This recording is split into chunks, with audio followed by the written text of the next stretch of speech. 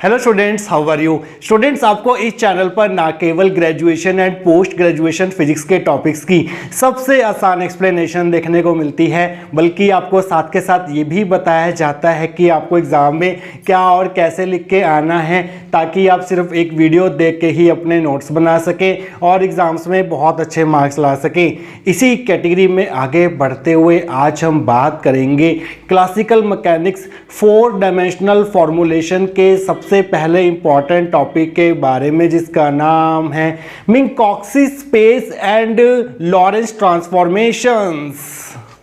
तो students, मिन्कॉस्की space को understand करने के लिए सबसे पहले हम दो inertial frame of references consider करेंगे। ये है हमारे पास पहला इनर्शियल फ्रेम ऑफ रेफरेंस, जिसको हमने नाम दिया है एस फ्रेम, और इसकी कार्टेशियन कोऑर्डिनेट एक्सिस है एक्स वाई जेड और इसका ओरिजिन है ओ।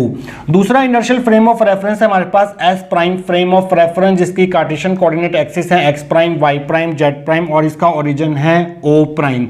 इनिशियली दोनों फ्रेम जो हैं वो रेस्ट में थे और इनकी एक्सिस के साथ साथ इनके ओरिजिन्स भी जो हैं वो कंसाइड कर रहे थे। Means initially O and O prime जो हैं वो आपस में कंसाइड कर रहे थे। हम मान लेते हैं स्टूडेंट्स, जो हमारा एस प्राइम फ्रेम है वो कांस्टेंट वेलोसिटी वी वेक्टर के साथ positive direction of X axis की तरफ मूव करना शुरू करेगा with respect to this frame of reference. जो हमारा एस फ्रेम ऑफ रेफरेंस जो है वो रेस्ट में रहेगा। तो स्टूडेंट्स, अगर हम यहाँ पर कोई एक पॉइंट कंसीडर करें, यहाँ पर कोई इवेंट हो रही है पी पॉइंट पर, तो पी पॉइंट के जो कोऑर्डिनेट्स होंगे with respect to S frame space time coordinates, वो क्या हो जाएंगे, वो हो जाएंगे एक्स वाई जेड टी।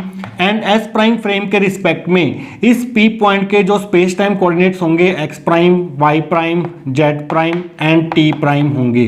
अब स्टूडेंट्स, ये कोऑर्डिनेट्स आपस में कैसे रिलेटेड होते हैं, एक्स और एक्स प्राइम में क्या रिलेशन होता है, वाई और वाई प्राइम में क्या रिलेशन होगा, जेड और जेड प्राइम में क्या रिलेशन होगा, टी एंड टी प्राइम में क्या रिलेशन होगा, ये हमें बताती हैं Lawrence transformations. Lorentz transformation relates the space-time coordinates of two inertial frame of references having relative motion between them। इन दोनों फ्रेम्स में रिलेटिव मोशन था और इनके जो स्पेस टाइम कोऑर्डिनेट्स होंगे वो लॉरेंस ट्रांसफॉर्मेशन से दिए जाएंगे। तो स्टूडेंट्स, लॉरेंस ट्रांसफॉर्मेशन हमें क्या कहती हैं? लॉरेंस ट्रांसफॉर्मेशन हमें ये कहती हैं कि जो एक्स प्राइम होगा वो किसके बराबर होगा, वो इक्वल टू होगा gamma x minus V T के। वाई प्राइम जो है वो वाई के बराबर होगा, जेड प्राइम जो है वो जेड के बराबर होगा, टी प्राइम जो है वो इक्वल टू होगा gamma T minus V X by C square के, जहां पर गामा होता है हमारे पास 1/√1 माइनस बीटा स्क्वायर और जहां पर बीटा होता है हमारे पास v/c।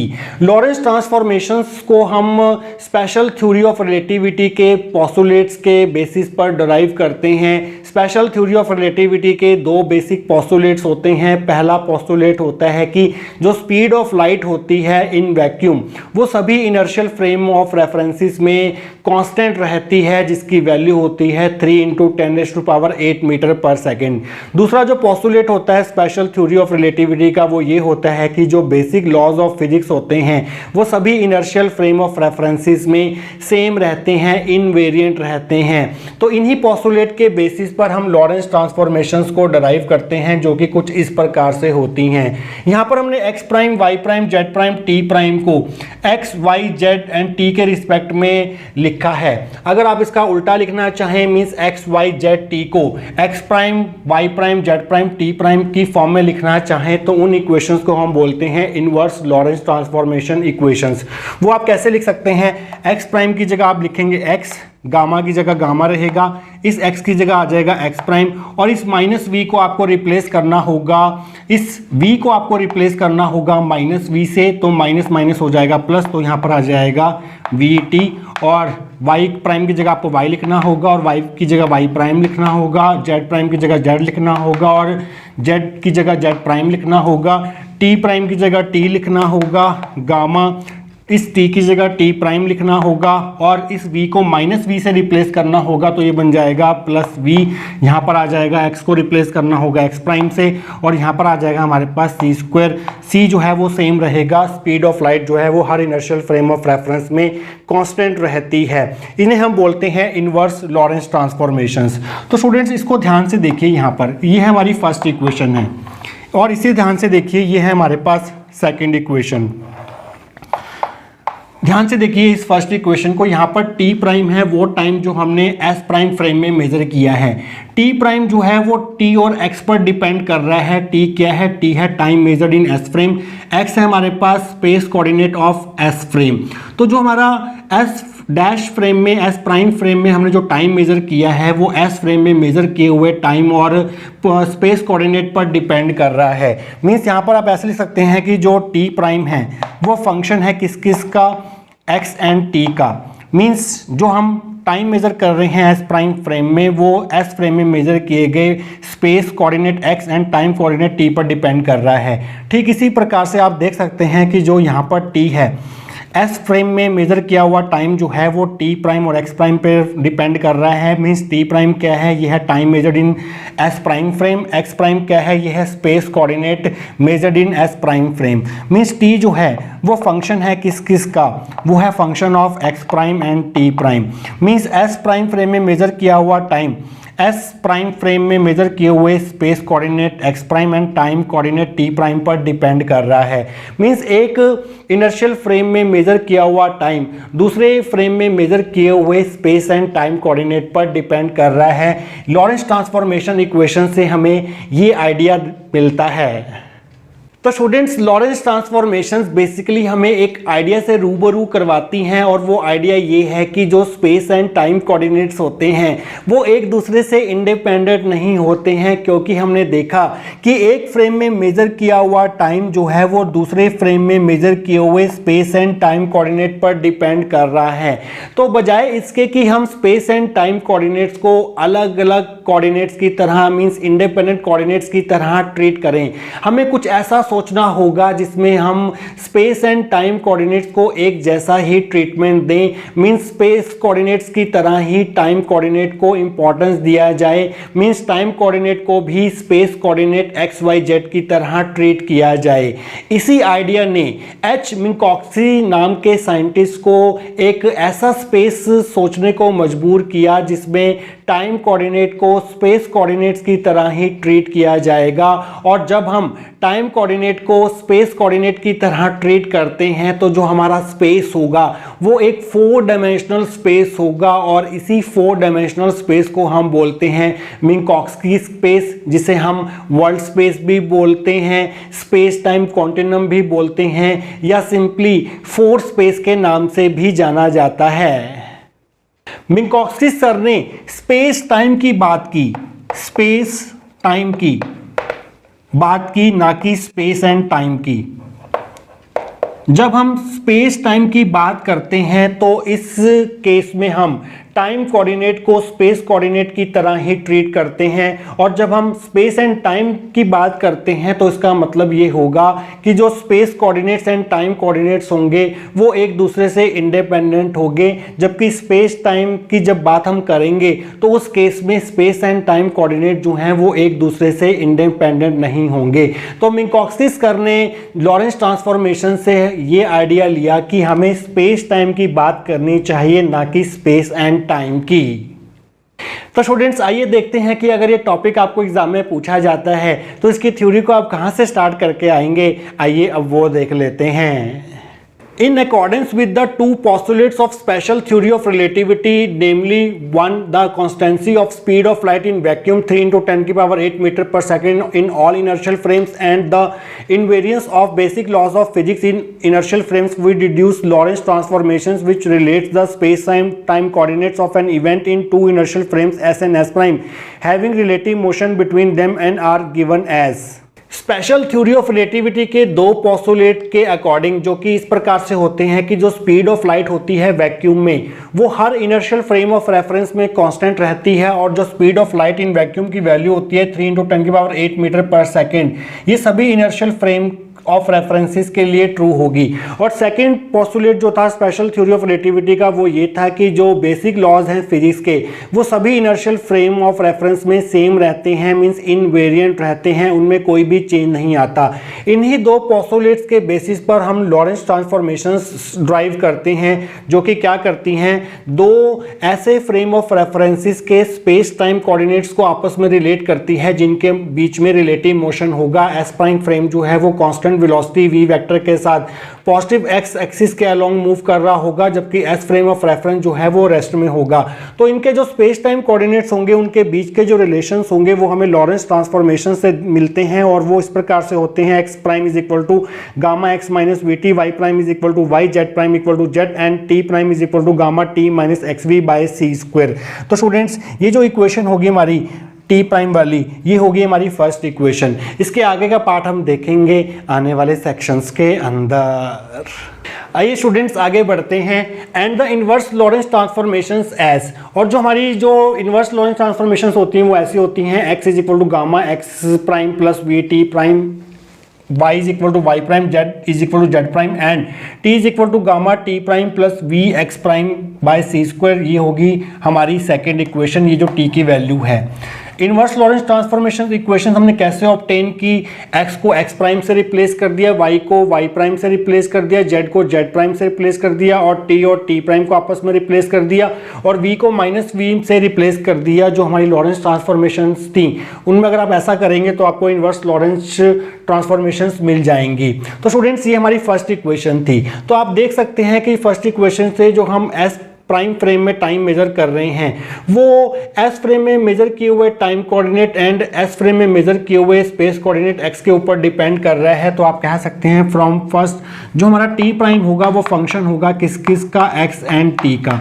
इसी तरह से सेकेंड इक्वेशन से जो हमारा टी है वो टी प्राइम और एक्स प्राइम पर डिपेंड कर रहे हैं। T is equal to G of T prime, या फिर पहले आप एक्स प्राइम लिख दो फिर टी प्राइम लिख दो। मीन्स जो हम एक फ्रेम में टाइम कोऑर्डिनेट मेजर कर रहे हैं वो दूसरे फ्रेम के स्पेस एंड टाइम कोऑर्डिनेट पर डिपेंड कर रहा है। तो मींस लॉरेंस ट्रांसफॉर्मेशंस हमें ये आइडिया देती हैं कि जो हमारे स्पेस एंड टाइम कोऑर्डिनेट्स होते हैं वो एक दूसरे पर डिपेंड करते हैं, ना कि एक दूसरे से इंडिपेंडेंट होते हैं। तो आप यहाँ पर यही लिखेंगे, thus we find that in relativistic mechanics the space and time coordinates depend on each other. The time coordinate of one inertial frame depend on the space and time coordinates of another inertial frame.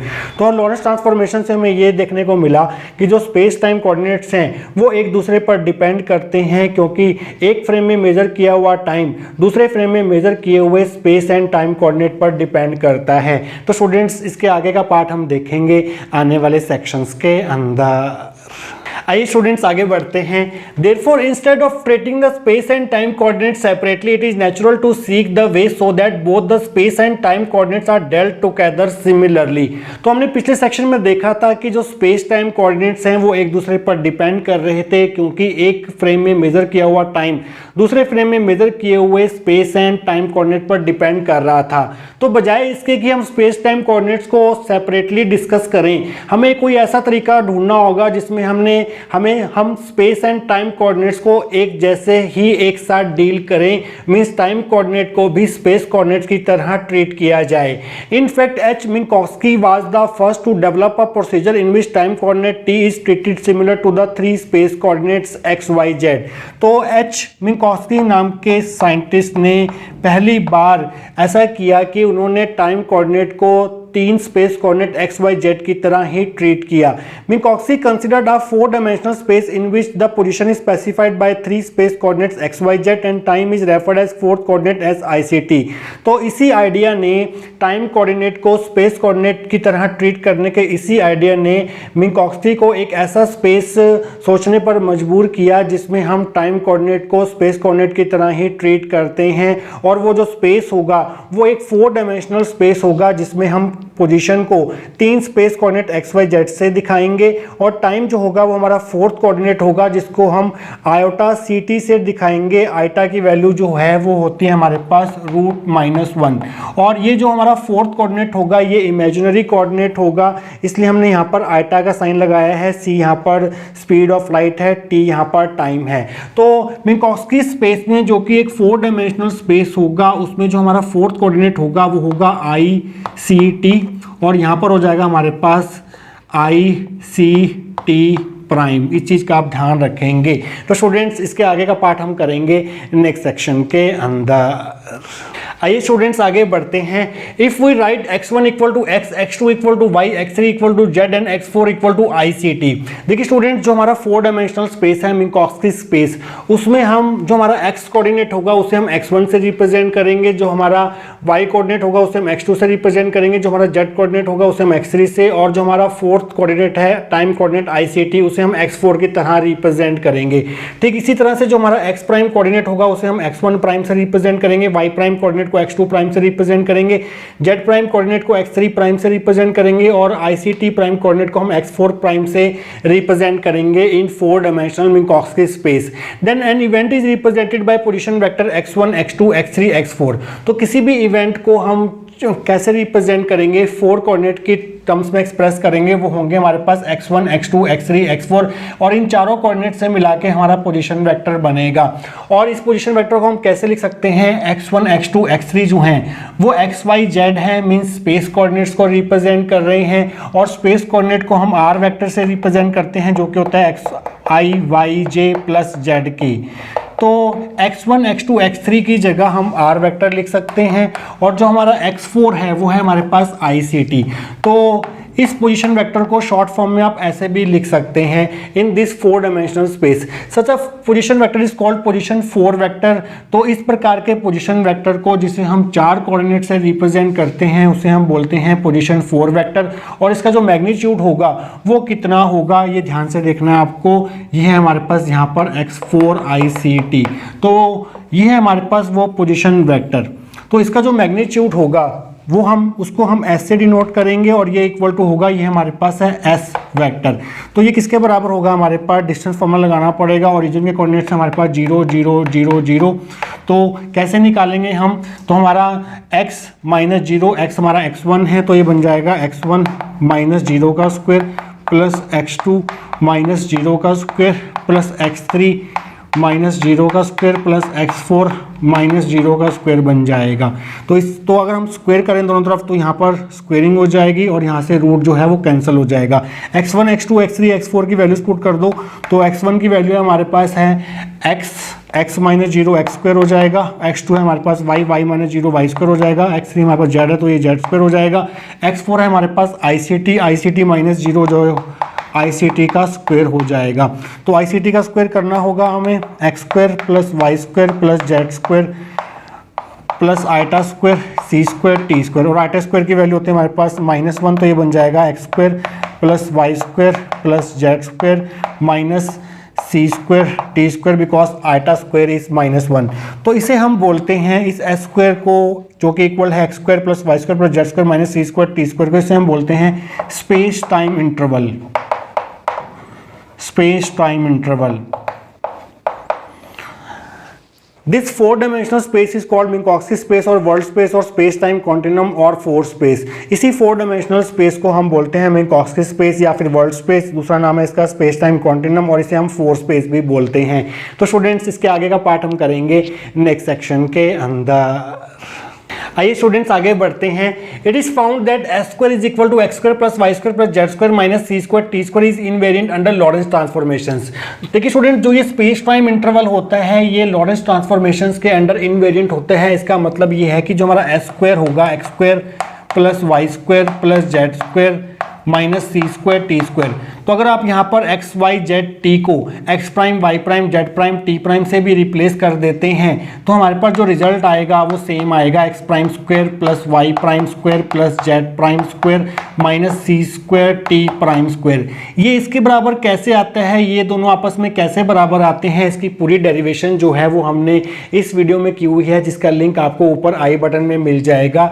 यहाँ पर x prime y prime z prime t prime की जो values हैं वो आपको Lorentz transformation से मिलेंगी, इन चारों इक्वेशन से आपको मिलेंगी। वो वैल्यूज आप यहाँ पर पुट करेंगे तो ये साइड जो है वो इसके बराबर आ जाती है। मीन जो स्पेस टाइम इंटरवल होता है वो लॉरेंस ट्रांसफॉर्मेशंस के अंडर इनवेरिएंट होता है। इसको हम ऐसे भी लिख सकते हैं, स्क्वायर इज इक्वल टू, ये किसे सॉल्व करके आया था, ये सॉल्व करके आया था x1 square plus x2 square plus x3 square plus x4 square को सॉल्व करके आया था। और इसे हम कैसे लिख सकते हैं, x1 prime square plus x2 prime square plus x3 prime square plus x4 prime square. तो कॉम्पैक्ट फॉर्म में अगर आपको इसको लिखना हो तो कैसे लिखेंगे, समेशन x म्यू स्क्वायर, जहाँ पर म्यू जो होगा वो होगा 1 to 4 और इसे आप कैसे लिख सकते हैं, इसे आप लिख सकते हैं summation ex prime mu square, जहाँ पर म्यू की वैल्यू जो है वो 1 to 4 होगी।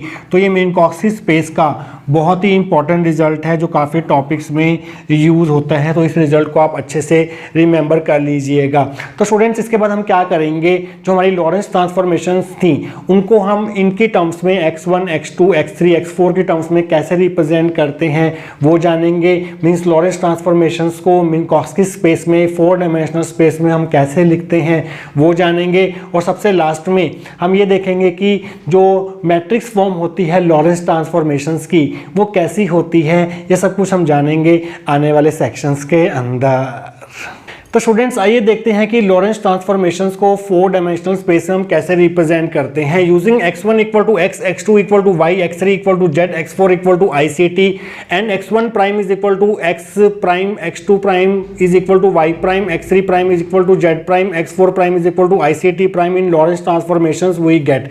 तो आपको इन सभी रिजल्ट्स को इन लॉरेंस ट्रांसफॉर्मेशंस में पुट करना होगा। तो आपको क्या मिलेगा, ध्यान से देखिए, x प्राइम की जगह आपको क्या पुट करना है, x1 प्राइम, ये कॉमा है तो यहाँ पर आ जाएगा x1 prime is equal to gamma का गामा ऐसे ही रहेगा, x की जगह आपको पुट करना है x1 तो यहाँ पर आ जाएगा x1 और v ऐसे ही रहेगा हमारे पास, और t की जगह आपको पुट करना है यहाँ पर, t को हम कैसे लिख सकते हैं, t को हम ऐसे लिख सकते हैं x4 बाय आइटा c और 1 अपॉन आइटा, चलो बाद में करते हैं, ये पहले t की जगह हम पुट कर देते हैं x4 बाय आइटा c। और इसी तरह से यहाँ पर y प्राइम की जगह क्या आ जाएगा, x2 prime is equal to y की जगह हमारे पास आ जाएगा x2। इसी तरह से यहाँ पर z प्राइम की जगह आ जाएगा x3 प्राइम और इस z की जगह आ जाएगा हमारे पास x3 और यहाँ पर t प्राइम है जबकि हमारे पास ICT है।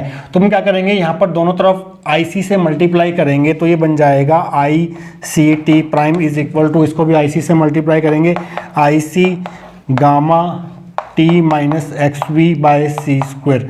तो इसे हम कैसे लिख सकते हैं, IC को अंदर ले जाइए तो ICT प्राइम की जगह तो हम लिख देंगे x4 prime is equal to, IC को अंदर ले जाओ, गामा को बाहर ले आओ, ICT माइनस IC को इससे मल्टीप्लाई करेंगे तो ये बन जाएगा IC XV by C square, C से C कैंसिल हो जाएगा तो यहाँ पर रह जाएगा सिंपली XV बाय C।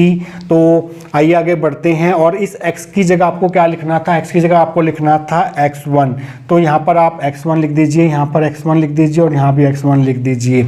और v अपॉन c था हमारे पास बीटा, तो इसको हम कैसे लिख सकते हैं, इसको हम ऐसे लिख सकते हैं x4 prime is equal to gamma ICT minus iota x1 beta, और इसको हम ऐसे भी लिख सकते हैं x4 prime is equal to gamma ICT और साथ में आ जाएगा minus gamma iota beta x1। तो इसको हम कैसे लिख सकते हैं, इसको हम ऐसे लिख सकते हैं x4 prime is equal to minus gamma iota beta x1 पहले लिख दिया। इसमें x2 x3 वाली टर्म्स नहीं है तो उसकी जगह हम लिख देंगे 0x3 0x4 और लास्ट में हम लिख देंगे x2 वाली टर्म भी नहीं है तो पहले x2 आएगा फिर x3 आएगा और लास्ट में हमारे पास है t वाली टर्म है तो यहाँ पर आ जाएगा हमारे पास गामा ICT, गामा लिखिए और ICT किसके बराबर है हमारे पास, ICT x4 के बराबर है तो ICT की जगह x4 आ जाएगा। तो x4 प्राइम को हम ऐसे लिख सकते हैं in terms of x1 x2 x3 x4, तो इनको भी हम ऐसे ही लिखेंगे बाकी वाली इक्वेशंस को भी। तो 1 अपॉन आइटा को हम कैसे लिख सकते हैं, 1 अपॉन आइटा को हम रैशनलाइज करेंगे तो आइटा से मल्टीप्लाई किया, आइटा से डिवाइड किया, नीचे हो गया आइटा स्क्वायर होता है -1 तो ये हो गया हमारे पास माइनस आइटा। तो 1 अपॉन आइटा को हम माइनस आइटा से रिप्लेस कर सकते हैं तो इस 1 अपॉन आइटा की जगह माइनस आइटा लिखेंगे तो ये बन जाएगा x1 prime is equal to gamma x1।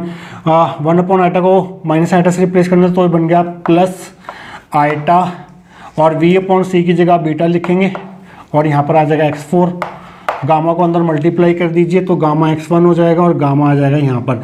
तो यहाँ पर हमारे पास x2 x3 वाली टर्म्स नहीं है तो इसको हम ऐसे लिख देंगे x1 prime is equal to gamma x1 plus 0x2 plus 0x3 और साथ में ये टर्म लिख देंगे यहाँ पर गामा आइटा बीटा x4। तो ये आ गया हमारे पास x1 prime in terms of x1 x2 x3 x4। इसी तरह से x2 prime equal to x2 है, तो यहाँ पर x1 नहीं है, x3 नहीं है, x4 नहीं है, तो इसको हम कैसे लिख सकते हैं, x2 prime is equal to 0x1 plus x2 है, तो इसे हम लिख देंगे 1x2, x3 नहीं है तो 0x3, x4 नहीं है तो 0x4। तो ये आ गया हमारे पास x2 prime in terms of x1 x2 x3 x4। और इसी तरह से इसको हम लिख सकते हैं x3 प्राइम को, x1 नहीं है 0x1, x2 नहीं है 0x2, x3 है तो 1x3, x4 नहीं है तो 0x4 आ जाएगा। तो ये आ गया हमारे पास x3 prime in terms of x1 x2 x3 x4। तो ये जो चार इक्वेशंस हमें मिली हैं A, B, C और ये जो फोर्थ इक्वेशन है, ये इक्वेशंस रिप्रेजेंट करती हैं लॉरेंस ट्रांसफॉर्मेशन इक्वेशंस इन 4 डायमेंशनल स्पेस। तो इन्हें हम मैट्रिक्स फॉर्म में कैसे लिखेंगे ये हम देखेंगे नेक्स्ट सेक्शन के अंदर। तो स्टूडेंट्स, लॉरेंस ट्रांसफॉर्मेशंस को 4 डायमेंशंस में कैसे रिप्रेजेंट करते हैं वो हमने देख लिया था, इन चारों इक्वेशंस के थ्रू रिप्रेजेंट करते हैं। तो यहाँ पर हम इसको मैट्रिक्स फॉर्म में कैसे लिख सकते हैं, in matrix form Lorentz transformations are represented as, इस जो हमारी लेफ्ट हैंड साइड है इसे हम एक कॉलम मैट्रिक्स से रिप्रेजेंट कर सकते हैं और वो कॉलम मैट्रिक्स होगी हमारे पास x1 prime, x2 prime, x3 prime and x4 prime. और इसे हम कैसे रिप्रेजेंट कर सकते हैं, इसे हम ऐसे रिप्रेजेंट कर सकते हैं, यहाँ पर आ जाएगा गामा 0 0 आइटा बीटा गामा, यहाँ पर आ जाएगा 0 1 0 0, यहाँ पर आ जाएगा 0 0 1 0 और यहाँ पर आ जाएगा हमारे पास माइनस आइटा बीटा गामा और यहाँ पर आ जाएगा हमारे पास 0 और यहाँ पर है हमारे पास 0 और यहाँ पर है हमारे पास गामा और यहाँ इसको मल्टीप्लाई करना होगा आपको column matrix x1 x2 x3 x4 से। जब आप इनको आपस में मल्टीप्लाई करेंगे तो आपको यही रिजल्ट्स देखने को मिलेंगे। तो इस पूरी मैट्रिक्स फॉर्म रिप्रेजेंटेशन को अगर हमें कॉम्पैक्ट फॉर्म में लिखना हो तो हम कैसे लिख सकते हैं, ये जो हमारी कॉलम मैट्रिक्स है इसको हम ऐसे रिप्रेजेंट कर सकते हैं x म्यू प्राइम से, और ये जो हमारी एक मैट्रिक्स है यहाँ पर इसको हम रिप्रेजेंट कर सकते हैं अल्फा म्यू न्यू से, और इस कॉलम मैट्रिक्स को हम रिप्रेजेंट कर सकते हैं एक्स न्यू से, जहाँ पर जो समेशन है यहाँ पर लगाना होगा आपको, जहाँ पर जो न्यू की वैल्यू होगी वो 1 से लेके 4 तक होगी और जो म्यू की वैल्यू होगी हमारे पास वो भी 1 2 3 4 होगी। तो यहाँ पर जो हमारी अल्फ़ा म्यू न्यू है वो ये है, where alpha mu nu is equal to gamma 0 0 iota beta gamma 0 1 0 0 0 0 1 0 minus iota beta gamma 0 gamma. इसे हम बोलते हैं ट्रांसफॉर्मेशन मैट्रिक्स। जब आप इस मैट्रिक्स को इस कॉलम मैट्रिक्स के ऊपर ऑपरेट करवाएंगे तो आपको x1 prime, x2 prime, x3 prime, x4 prime की वैल्यूज मिल जाएंगी in terms of x1 x2 x3 x4। तो इस कॉम्पैक्ट फॉर्म से, इस फॉर्म से अगर आपको x1 प्राइम निकालना है तो आप कैसे निकालेंगे, x1 प्राइम निकालने के लिए जो म्यू की वैल्यू है वो आपको यहाँ पर 1 पुट करनी होगी। तो let mu is equal to 1, तो x1 प्राइम किसके बराबर आ जाएगा, यहाँ पुट कीजिए summation mu is equal to 1 to 4 alpha mu हमारा 1 है, 1 न्यू और यहाँ पर है हमारे पास x न्यू और न्यू की वैल्यू जो है यहाँ पर म्यू जो है वो 1 to 4 है और म्यू की वैल्यू जो है 1 to 4 है। तो अब इस समेशन को एक्सपेंड करेंगे हम, x1 prime is equal to, पहले आप न्यू की जगह 1 पुट करेंगे, फिर न्यू की जगह 2, फिर न्यू की जगह 3, फिर न्यू की जगह 4 को ऐड करेंगे। तो ये बन जाएगा alpha 1 1 x1 plus alpha 1 2 x2 plus alpha 1 3 x3, last में बन जाएगा अल्फ़ा 1 4 x4। तो x1 प्राइम आ जाएगा हमारे पास, अल्फ़ा 1 1 क्या है, first element of this transformation matrix जो कि है हमारे पास गामा। तो यहाँ पर गामा लिख देंगे, ये हमारे पास है अल्फ़ा 1 1, अल्फ़ा 1 2 क्या है ये वाला एलिमेंट, तो यहाँ पर आ जाएगा 0 x2। इसी तरह से अल्फ़ा 1 3 क्या है ये वाला एलिमेंट इस मैट्रिक्स का 0 x3, अल्फ़ा 1 4 क्या है ये वाला एलिमेंट इस मैट्रिक्स का जो कि है हमारे पास आइटा बीटा गामा और यहाँ पर है हमारे पास x4। तो इस तरह से आपने x1 प्राइम की वैल्यू निकाल ली x1, x2, x3, x4 के टर्म्स में, जो कि बिल्कुल इसके जैसी है। इसी तरह से आप x2 prime, x3 prime, x4 prime की वैल्यूज निकाल सकते हैं by using this compact form and this transformation matrix. तो स्टूडेंट्स, ये था आपके पास Minkowski space and Lorentz transformations. I hope आपको आज का टॉपिक जो है वो अच्छे से क्लियर हुआ होगा। मिलेंगे किसी और important topic related to 4 dimensional formulation के साथ। Till then take care. So catch me if I fall.